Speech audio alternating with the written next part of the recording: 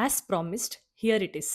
No milk, no cream, no cheese, caramelised onion pasta. ತುಂಬಾನೇ ರುಚಿಯಾಗಿತ್ತು. ಖಂಡಿತ ಈ ರೆಸಿಪಿ ಸೇವ್ ಮಾಡಿಕೊಂಡು ಟ್ರೈ ಮಾಡಿ ನನಗೆ ಹೇಗಾಯ್ತು ಅಂತ ಹೇಳಿ ಆಯ್ತಾ. ಪಾಸ್ತಾನ ನಾನು ರೆಗ್ಯುಲರ್ ಸಾಲ್ಟ್ ವಾಟರಲ್ಲಿ ಬಾಯ್ಲ್ ಮಾಡಿಕೊಂಡೆ, ಒಂಚೂರು ಕ್ಯಾಶು ನೆನೆಸಿಟ್ಕೊಂಡೆ. ಈ ಪಾಸ್ತಾ ಬೆಂದ ಮೇಲೆ ಈ ಪಾಸ್ತಾ ವಾಟರನ್ನು ಪ್ಲೀಸ್ ಪ್ರಿಸರ್ವ್ ಮಾಡ್ಕೊಳ್ಳಿ. ಆಮೇಲೆ ಪಾತ್ರೆಯಲ್ಲಿ ಒಂದು ಸ್ವಲ್ಪ ಬಟರ್ ತಗೊಂಡು ಗಾರ್ಲಿಕನ್ನು ಸಾರ್ಟ್ ಮಾಡಿದೆ, 1 to 2 cloves. 2 ಬಿಗ್ ಆನಿಯನ್ಸನ್ನು ಚಂದ ಮಾಡಿ ಕೆರಮಲೈಸ್ ಮಾಡಬೇಕು. ಕ್ಯಾಶುನು ಹಾಕೊಂಡ್ಬಿಟ್ಟು, ಸೋಕ್ಡ್ ಕ್ಯಾಶು. ಅದು ಒಂಥರ ಬ್ರೌನಿಶ್ ಟು ಬ್ಲ್ಯಾಕಿಶ್ ಆಗಬೇಕು. This is how it looks. ಅದನ್ನು ಕೂಲ್ ಡೌನ್ ಆದಮೇಲೆ ಪಾಸ್ತಾ ನೀರಲ್ಲಿ ಚಂದ ಮಾಡಿ ಗ್ರೈಂಡ್ ಮಾಡ್ಕೋಬೇಕು. That is your sauce.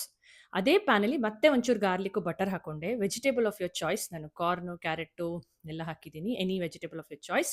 ಸ್ವಲ್ಪ ಸಾಲ್ಟ್ ಹಾಕೊಂಡ್ಬಿಟ್ಟು ಈ ಕ್ಯಾರಮಲೈಸ್ಡ್ ಆನಿಯನ್ ಮಿಕ್ಸ್ಚರ್ ಇದೆಯಲ್ಲ, ಅದನ್ನು ಪಾಸ್ತಾ ವಾಟರ್ ಮತ್ತೆ ಪ್ರಿಸರ್ವ್ ಮಾಡಿರೋ ವಾಟರಲ್ಲಿ ಹಾಕ್ಕೊಂಡು, ಎಲ್ಲ ಹರ್ಬ್ಸ್ ಹಾಕ್ಕೊಂಡು, ಚಿಲ್ಲಿ ಫ್ಲೇಕ್ಸ್, ಒರಿಗ್ಯಾನೋ ಎಲ್ಲ ಹಾಕ್ಕೊಂಡು, ಲಾಸ್ಟಿಗೆ ಪಾಸ್ತಾ ಮಿಕ್ಸ್ ಮಾಡಿಕೊಂಡು, ಕುಕ್ಡ್ ಪಾಸ್ತಾ ಮತ್ತೆ ಪಾಸ್ತಾ ವಾಟರ್ ಒಂಚೂರು ಅಡ್ಜಸ್ಟ್ ಮಾಡಿದರೆ ಆಯಿತು.